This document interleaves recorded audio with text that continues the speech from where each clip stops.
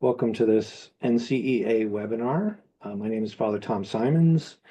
I am the NCEA Director of School Engagement, both elementary and secondary. I'd like to welcome you to this webinar today, Leading a Continuous Improvement Process with PLCs, Professional Learning Communities. Our speaker is Debra Sullivan from the Greeley Center at Loyola University, Chicago. And Debbie's going to start us out with a prayer and then introduce herself and then get right into the presentation. Yes, I am. Hold on. Hi, everybody. If we could quiet ourselves and just hold in our thoughts and prayers, offer up all of our intentions and think about all those that are suffering and struggling and need extra grace and support. In the name of the Father, and of the Son, and the Holy Spirit, amen. God of all seasons, we thank you for autumn. We thank you for the touch of coolness in the air that gives us a new burst of energy, for the coloring of trees that shows the creativity of the divine artist, for the falling leaves that reveal the strength of the branches, for the hues of the fields that bring peace to our souls, for the smiles on pumpkins that bring joy to children, for the fall harvest which brings us gratitude for the bounty of our land, for this change of seasons that reveals the circle of life. God of all seasons, as you transform the earth, transform us by your Spirit. Amen. In the name of the Father, and the Son, and the Holy Spirit. Amen. Debbie, Wonderful. if I could make a comment, I forgot to mention this webinar is being recorded so that we can do an on-demand version of it online, just so you know. And feel free to either have your video on or off. It's up to you. We've got video and audio capabilities. So take it away, Debbie. Thank you, Father. Thank you very much. And as Father said, whatever you're most comfortable with relative to cameras on or off. And I do welcome you to use the chat at any point if you have a question or a thought that you want to share. My name is Debbie Sullivan. I'm the co-director at the Andrew M. Greeley Center for Catholic Education out of Loyola University, Chicago. I have been there for, I'm in my 9th year. It's a wonderful place to be. Am I interrupting somebody? Okay, sorry about that. Prior to coming to the Greeley Center, I've spent over 30 years in education, in Catholic education, specifically in the Archdiocese of Chicago. I was a teacher. I was a principal for 17 of those years. I was a turnaround regional director and a leadership coach. My contact information is here on this slide, so certainly if you want to reach out to me, you're always welcome. Our objectives for our time together today is, our objectives for our time together today is to really kind of to start with developing a common understanding of what I mean when I talk about PLCs, as I hear that term used very loosely among educators in general. We also want to talk about understanding what the essential structures of PLCs are and how they actually support a collaborative culture, which is so important. And then we want to identify some steps that schools leaders could take for developing and sustaining a real strong PLC approach at their school. And then at the very end, just kind of articulate the PLC work cycle that supports the goals of the PLC. So everything that we do at the Greeley Center, every presentation, all of our work is always grounded in the national standards and benchmarks for effective Catholic schools. This particular presentation is really connected and aligned with 7.8, benchmark 7.8 and 8.5, which is all about professional learning and the professional learning communities. So we just always like to make sure people are aware of and understand how we are connected to those standards as we're trying to help schools always thrive and grow. So as we get started, I just thought maybe we could take a moment and use the chat, if you're comfortable, to share what is the purpose or function of professional teams at your school? How do your schools use any kind of team or group at your schools? If you're willing to share, I'll give you just a minute to share in the chat.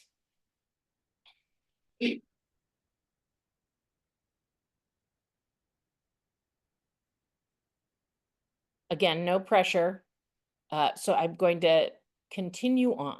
Oh, let's see. We have content teams and grade level teams. That's great. And really working on instructional practice and planning. And that's great on student support tier 1. Wonderful.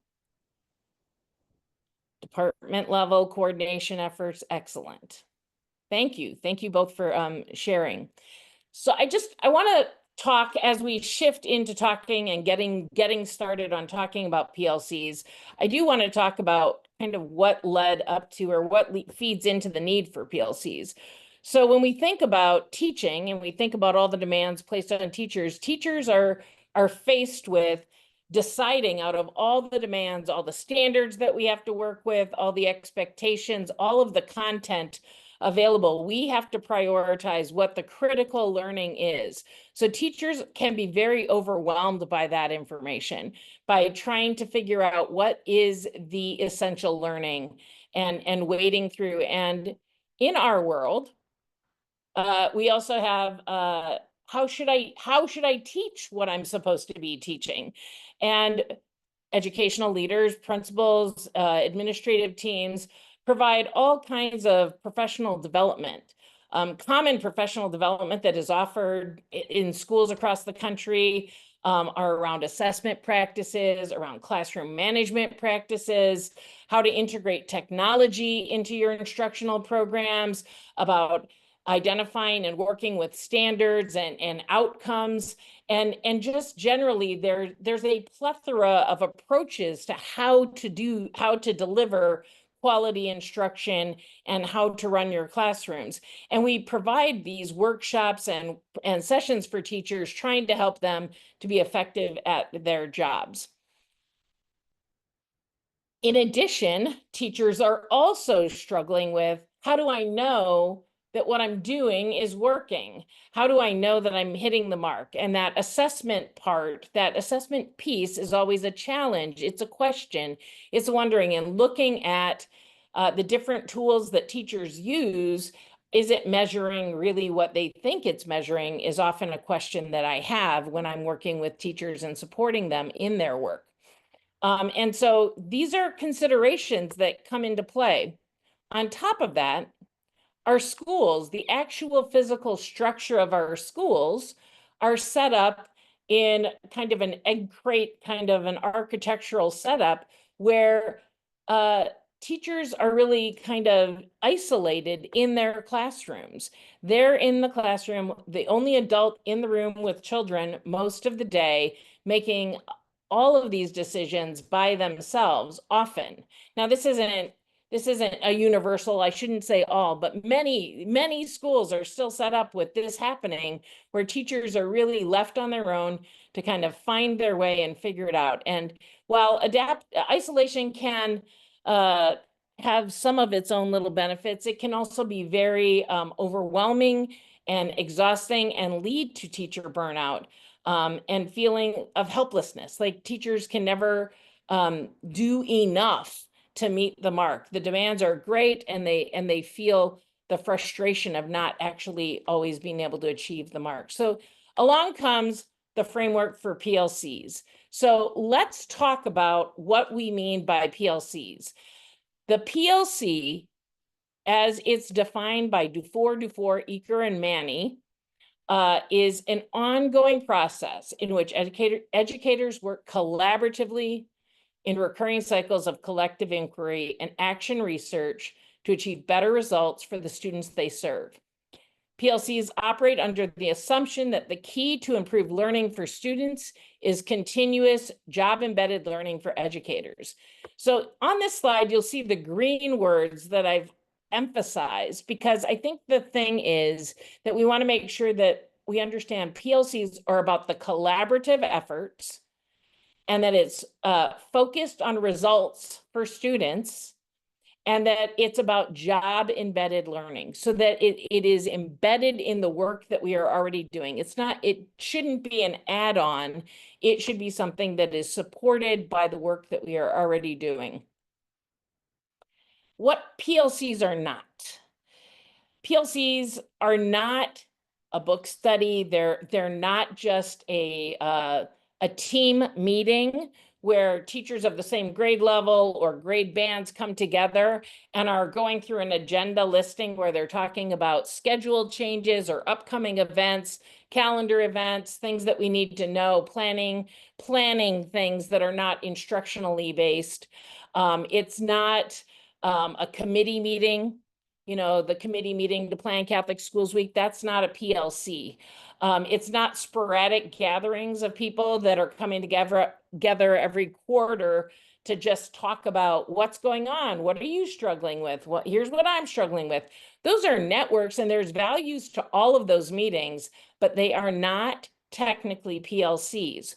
Those meetings have their own purpose, but a PLC is really about the ongoing collective learning being done out of collaborative work. So when you think about a PLC, I wanted to outline what some PLCs could look like in our schools. It could be teachers from the same grade level or grade bands. If we have schools that only have one classroom of each grade level, which most of our Catholic schools do, or a lot of our Catholic schools do. So then you have grade band teachers together, or you could have teachers from the same department in the high school level, the people that are teaching the same subject areas. Even at the elementary level, if you had a PLC that wanted to tackle religion instruction in our early childhood program, that would be something that could be a possible PLC that is looking at and talking about how to do those things. It could be the teacher assistance team, the team that has representation across the faculty that are coming together on a regular basis to track how are we meeting the diverse learning needs of our students, and what is the data telling us, and what do we need to do? It could be the school leadership team. So it could be the administrator and any department heads, or it could be the principal, the business manager, the pastor, and any other administrator, maybe the marketing person or the advancement person, that are coming together in a regular way to look at data and use data to help them improve practice at their school. The key is that the group is meeting regularly, so weekly or bi-weekly, maybe even monthly, but regular intervals of meeting. And they are working on a common goal, a common thing that they're studying and looking at. They're using data and monitoring progress. And then, of course, they are making, oh, I forgot to change the slide. I'm sorry. They're monitoring progress and making adjustments in a professional manner. So this idea of what PLCs could look like really opens it up to your creativity, as long as you're really thinking about the key elements. And the purpose of a PLC is that collaborative effort and that focus on learning and improving professional practice. That's the key. So the professional culture in a PLC is really focused around that collaborative culture that I've been mentioning. It's also about the results orientation and using the data, and that it's really focused on learning. When we're talking about a PLC that's of classroom teachers, the focus on learning is focused on the student learning, as well as the teachers learning about their professional practice. In other PLCs, like a leadership team, it might be on the organization's practice and how the organization is functioning and managing a particular area that is being studied and looked at. Okay. The key for PLCs is collaboration. It's important that there is a way that the team is coming together to look at data, to analyze how things are going, and then to change professional practice in order to improve those outcomes. So those could be outcomes for students, it could be outcomes for the overall school community, depending on what is being done. But the idea is that it's really grounded in data, that collectively the group is coming together, looking at agreed upon data, and then making a plan for how to alter, to tweak, to change our practice in a way to respond to what the data is telling us is needed. And that is the essential part of what the work that PLCs are doing.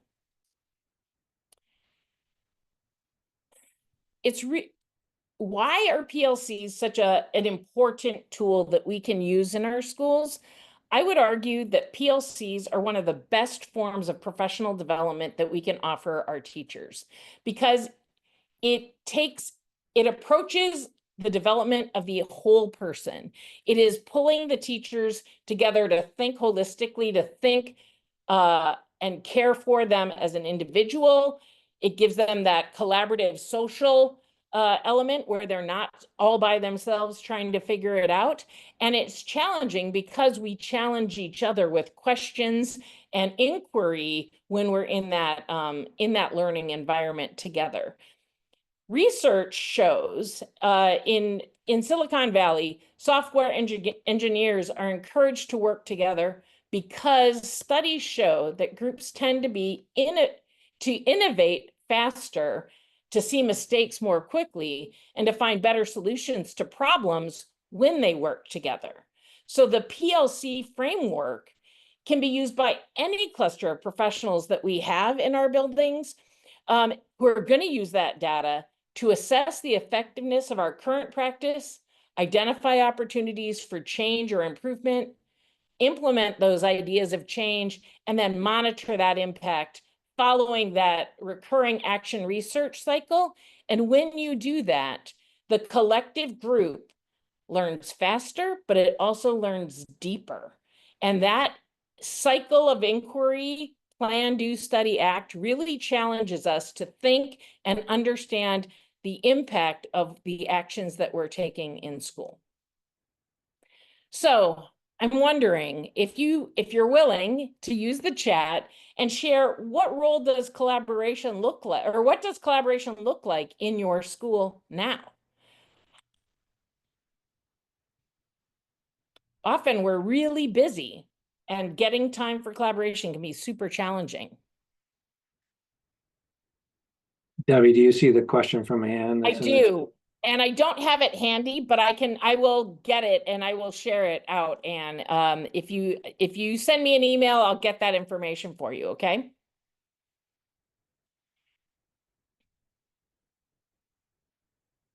All right. Thank you. We're going to keep moving forward. I want to talk about the right work. And notice I put it in quotes because this is the right work according to Dufour, Eaker, and Manny. And basically, in their research and their writing, they say basically that the fact that teachers are collaborating is not enough. Just because teachers come together and collaborate, that's not going to achieve the outcome unless they are really focused and engaged in professional collaboration focused on the right work. And what is that right work? And so here you'll see the 4 questions that classroom teachers would really focus on. And that would be, what do we want students to learn? That's key. That's our core. That's our foundation. How will we know if they've learned it? So how are we going to assess that? And then once we know whether they learned it or not, what are we going to do for those that didn't learn it yet? And what are we going to do for those that already learned it? So how are we going to keep them growing? And so a PLC focused on those 4 questions and constantly asking those questions and challenging themselves to really think about that using data, not just feelings or perception, but actual data to help them identify this information as they go is super critical. Now, as I said, it's not just, PLCs aren't just limited to classroom teachers. They could be, I meant I meant the other button. They could be other groups. So it could be your MTSS or PBIS teacher assistance team. It could be your leadership team or any of those other groups, the operational vitality team. Those teams, the right work would look slightly different, but it's the same principles. So what is the outcome we're looking for in our group? What is it we're striving to achieve? And what evidence do we need to see to know that we hit our mark, that we achieved the outcome that we're looking for? And then what do we do if we don't hit that mark? How do we start, stop, and continue what we're doing to get to the outcome that we're looking for? So it's kind of, how are we monitoring our progress or rerouting ourselves if we're not even headed in the right direction? And once we've achieved our outcome, it also gives us a chance to challenge ourselves to further improve, to continue to grow, that we never want to be satisfied and just stop. So thinking about using this PLC framework with other groups to keep them focused and purposeful about the work they're doing is super helpful. So I think about, as a principal, using this kind of a framework to keep my school board committees focused on work that is really purposeful to achieve the goals of supporting our school, and to engage my board members in a way that makes them feel fulfilled and as a value add to my school. It's hard, it's challenging. I'm not saying it's not, but this helps to keep us focused and moving in a common direction, so to speak. I won't even say the right direction, but in a common direction. So in order to have PLCs really functional, especially because different personalities around the table, it's super important to have some structures, some common structures that support the work of PLCs in a consistent way. And these structures are pretty universal, that there needs to be protected time, designated time that is for the PLC work. If it's just left to squeeze in, it's really easy for it not to be as regular and deliberate as you need in order to make significant progress toward an intended outcome. There should be norms and protocols established in order to help support this work. Collective learning is an essential part of this, where we're coming together with the intention of learning, and then we're going to apply what lessons we learn back out. So we're going to learn from our actions, and then we're going to tweak our actions to change our behavior and see what happens, right? In order for PLCs to be effective, we also have to have a sense of shared personal practice and collective responsibility. The team members need to be willing to be vulnerable with each other. They need to be willing to share what they're doing in their classroom or what they're doing related to whatever work, depending on what group the PLC is made up of. But you have to be able to be vulnerable and share, this is what I've been doing, and then take feedback, constructive feedback. And we have to have a sense of collective responsibility for the outcome. So it's not on any one person. When we think about schools and we think about teachers, we should really be thinking that all of us are responsible for all of the students in our school, that when a student graduates from our school, it is the collective achievement of our faculty that got them there. And so we have a collective responsibility to get to that achievement and to work together and support each other in that, and in whatever work we're doing for the mission of the school. And then the other essential structure that often can get lost in the busyness of life is taking time to stop and celebrate the work, to celebrate what is the progress being made. It's not always the actual outcome, the end outcome, but sometimes it's just celebrating along the way, trying to get momentum going, acknowledging the hard work that is happening, because change takes time and lots of effort. All right, so let's talk a little bit more about the PLC's protected time. I would say that it's super important that when that protected time is identified, that it really, when we say protected, that the time is held where things don't interrupt it, but also that other things are not added to the agenda. If that meeting time is set for whatever the PLC's purpose is, then when we come together, we stay focused on our work. They don't have to be long meetings. It's not a day-long meeting. It could be a 60-minute meeting, but in that 60 minutes, we are only focused on either the data analysis that we have, about collaboratively coming up and developing some kind of action plan based on the data analysis that we've done, or we're reporting on the progress of the action that we took from our last meeting and thinking about what else we could do. I have some other examples of things that might be done during this PLC time, especially targeted towards classroom teachers that might be in PLCs. But again, the idea for the actual time and what they're doing in this meeting for whatever the PLC is, whether it's a leadership team or a classroom teachers in the PLC, the idea would be to be very focused and keep that time focused on the work of what the PLC is meant to be about. And it's really important that we think about having this time within the designated workday, if at all possible, or within the designated time that this group is supposed to be together. It has to be frequent enough that we can't be always asking them to give extra above and beyond. And that the time together has to be long enough, so 60 minutes or so.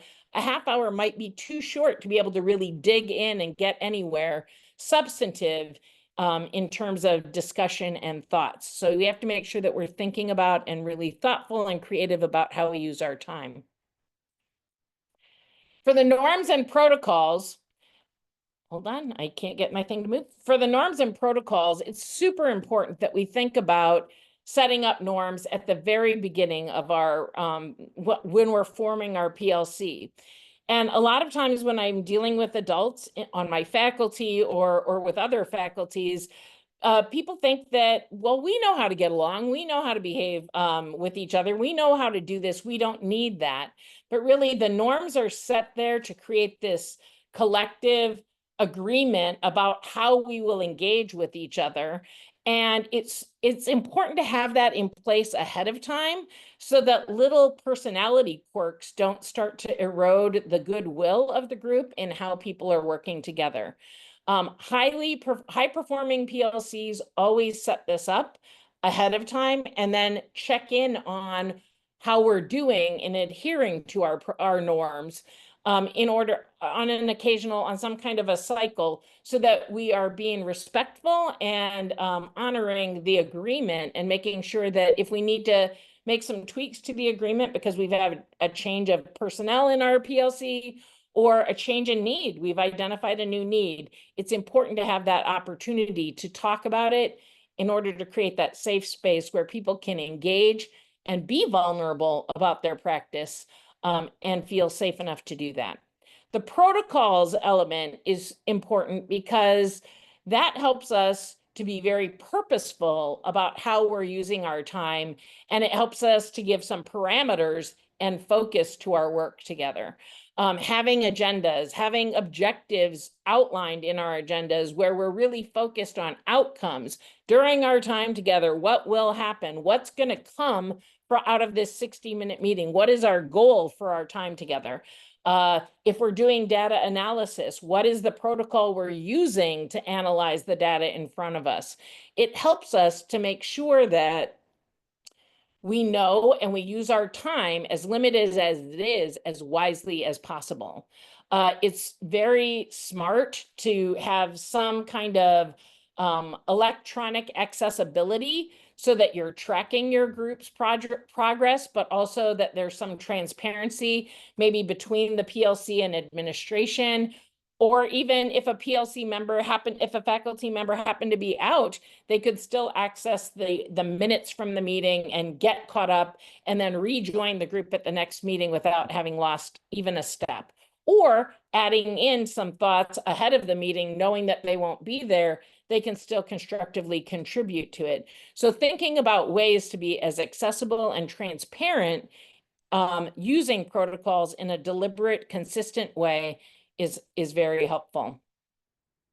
It's important that the collective learning is done around focusing on a SMART goal, being very intentional about thinking about where are we trying to go? What are we trying to do? What are we defining as success for our time together? What problem are we looking at, and what do we think success of solving this problem will look like?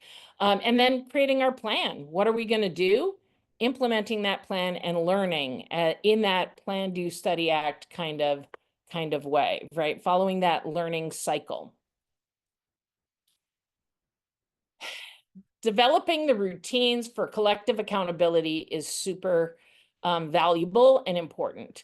It's because what it does is within our PLC, we want to be accountable to each other so that it's not all the responsibility resting on any one member of our PLC. We all are taking turns bringing in information. We're taking turns being vulnerable. We're taking turns tracking the notes maybe, or facilitating the meeting so that we can collectively own that work. But then the shared accountability is also between PLCs. So if we're talking about grade band or grade level PLCs, we're responsible to ourselves, but we're part of a bigger school, a bigger mission. And so creating a cycle where the PLCs communicate across each other so that they can support each other, that they can celebrate successes, but they can also see how their work connects with work from other PLCs is really important and validating, but it also helps to make sure that we are all, again, kind of headed in the same direction, even if our goals, our targeted problems and goals that we're working on might be different, but where we're headed, our ultimate goal, what's happening, should all be kind of in sync, so to speak, in terms of heading us towards the ultimate positive goal. So having gallery walks where the PLCs share what they're doing, or having the PLCs give presentations at a faculty meeting or something like that, but creating that rhythm and expectation. One thing I learned from my faculty is, and my experience even as a teacher, is teachers want to do well. They always want to show how professional and good they are at their job and their commitment to their job. So when they know that they're going to be on for sharing, they will be prepared. They will have done the work to be ready to do that. And so knowing that in advance, not as an afterthought, but knowing that that's part of the expectation and the rhythm is important. You can do this same sort of thing relative to the school board or any other PLC group that may not be focused on instruction, but they should be reporting out about their progress and letting the relevant communities know where they're going and how they're doing on the work that they're doing. And finally, creating those opportunities to celebrate. It's super important to make sure that teachers see and feel recognized for the work that they're doing. And student progress is teacher progress, so we need to always acknowledge that. But we also need to understand that even if the student dial hasn't moved as much as we wanted, that doesn't mean the teachers haven't been working. And so we want to find those opportunities to celebrate the efforts and the learning that they have done as well. And we want to make sure that we're sharing it not just amongst faculty, but we want to share it with board. We want to share it with parents. We want to share it with students. We want to model that idea of, and through celebration, model that we truly are living that value of lifelong learners that you often hear about. And it's super important that we live those values out loud. Okay. All right. So I'm wondering, again, if people are willing to take a moment and share in the chat how they celebrate professional growth at your school.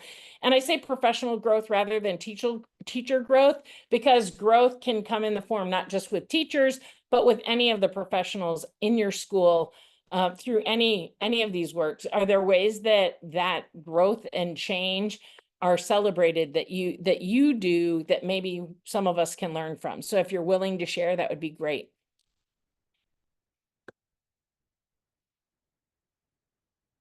I love the comments that you guys are making about sharing and the Google Docs. Very good. I love that. We too use Google Docs at my school. All right, so I do have some ideas for the steps for creating and sustaining PLCs. So if you're a leader at your school, whether you're a teacher leader or an administrator at your school, the ways that you could start and really sustain the PLCs would be to basically decide how you want to group people into meaningful PLCs. Again, it could be grade bands, it could be grade levels, it could be subject areas, it could be something else. It's about what people want to be studying and learning from.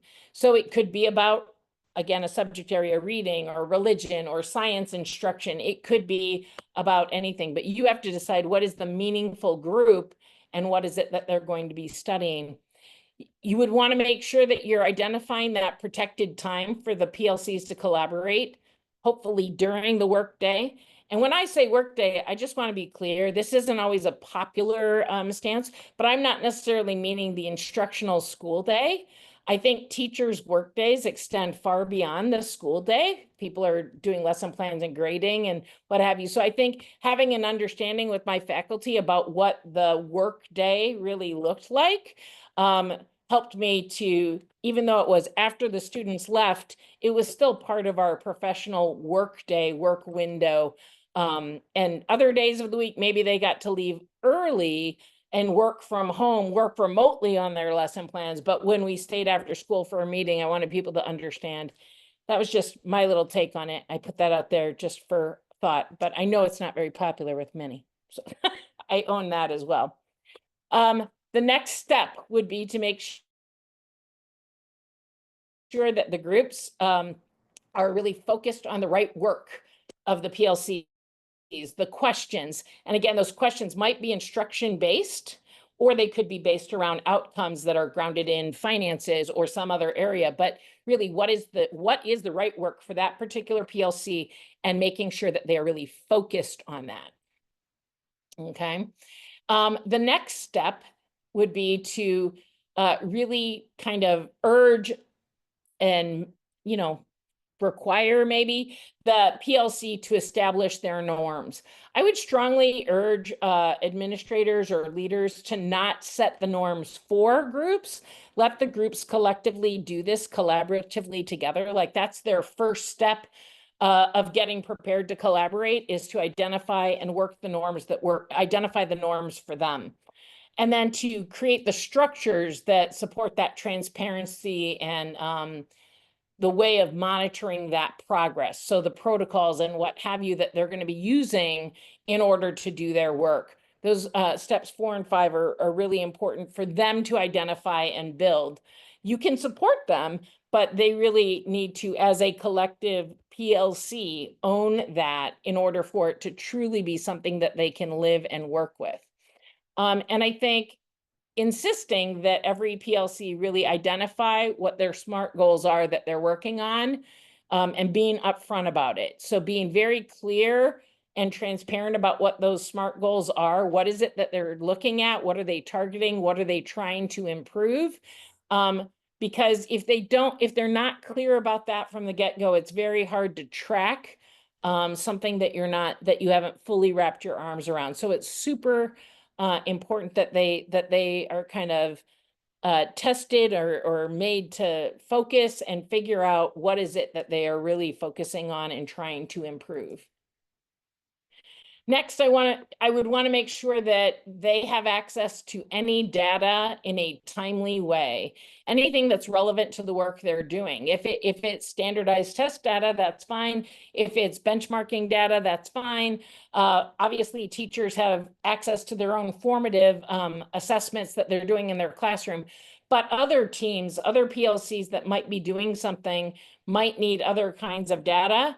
Whether it's about tuition collection or enrollment numbers or whatever the PLC is working on, if it's a board group, whatever data they need in order to be able to actually track their progress towards their goals. And then you want to make sure that you are having them follow a cycle of PLC sharing, knowing that every quarter we're going to report on the progress of our PLC or whatever it is, whatever the designated cycle of sharing is, knowing that in advance as opposed to having it sprung on them. Next week, we want you to give a presentation. That seems a little like bait and switch and a little bit hard. So it's super important to make sure that we're upfront so that we're supporting rather than creating added stress. And then we want to prioritize the continuous nature of this work. That even if we hit our goal, that doesn't mean that we're done. It means that we reset with a new goal, that we are always looking to grow and change and thrive. And so how do we continue to push ourselves using that lens of continuous improvement is super important, and creating that culture of really thinking that we're always in process, in progress, right? I had a first grade teacher who taught all of her students that practice makes proficient because nobody's perfect. And I like to say that to my faculty on a regular basis. Nobody's perfect. None of our schools are perfect. We can be great, but there's always potential for being even better. And so using the framework of a PLC to engage us collectively and collaboratively to always be stretching and striving, to use the gifts and talents and blessings that God has given us to their fullest potential. And we're never going to get there, but we can always be striving to get there. Here I share with you it's a one-pager. It's available for free on the Greeley Center website. It's just an infographic kind of walking through the PLC work cycle where you identify your problem, you use your data, you plan, and all of that. This is just this might be a tool that you could share with the PLC to help them understand and track where they are in the work process of trying to work a problem and get things better and sharing and all of that. So we just offer this as a possible tool that might help support the work more than anything else. I always feel like I talk really fast, especially in a virtual setting. So this is it. I'd like to open the floor for any questions or comments. If anybody has anything that they want to add, or by all means, if you want a copy of the slide deck, or you want any other information, like Anne asked about the source for that quote and what have you, if you want anything, if you just reach out to me through my contact information, I'm happy to share anything. At the Greeley Center, we're a service center. A phone call costs nothing. If there's any time you just want to talk through something, we're happy to be a thought partner and support your work in any way possible. Your success is exactly what we're after. And then I just challenge you, after spending any time at a professional learning thing, to think about maybe 2 steps that you might do as a result of this time together to maybe implement, that you might use, something that you learned, something that will spur you to action. Maybe it's something you already knew, but this is triggering you to act on. Just kind of challenge you to think about that.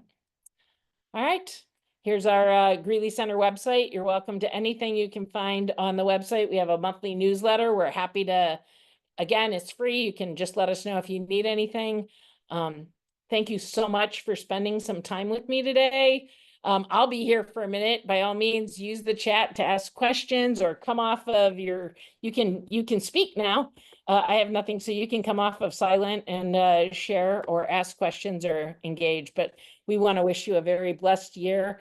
Thank you. Thank you for your work, your commitment to students and teachers, and God bless you. Father? Thanks, Debbie. You'll notice I just sent a link in the chat, and if you want a certificate of participation for continuing educator hours or something like that, or just put on your wall, you can click on that link, and it's just a short Qualtrics survey asking you for your feedback. How is NCA doing in providing this kind of a webinar to you? Did you find it helpful? And it shouldn't take too long. And then once you complete that, our marketing and communications department will send you a certificate of completion for this webinar. Just a reminder that we advertise our webinars in the NCA Weekly, which is a email that comes to your inbox every Friday. If you're not getting it, check your spam box or your junk box. And if it's not there, then it could be that your school's a member and you're not on the list of faculty or staff or administrators at that school. So talk to your probably your administrator at your school and ask them to add your email address into our system so you get that every week, because it gives you like access to blog posts and webinars and throwbacks, which are past webinars and things that kind of let you see what would I like to pick this week or next week for my own professional development. So we appreciate you joining us today. We hope this was helpful. We hope you take a moment and complete the survey. And if anybody has any questions for Debbie, feel free to unmute yourself and ask a question or type it in the chat, whichever would be more helpful for you. We have no questions and we'll end, but give you a couple minutes here to, if you have any questions, feel free. Getting a lot of positive thank yous here, Debbie, in the chat. Thank you all. Good to see you, Jeanette. I thought that was you, but now I see your picture. I know it is you. Jeanette and I worked together in the past.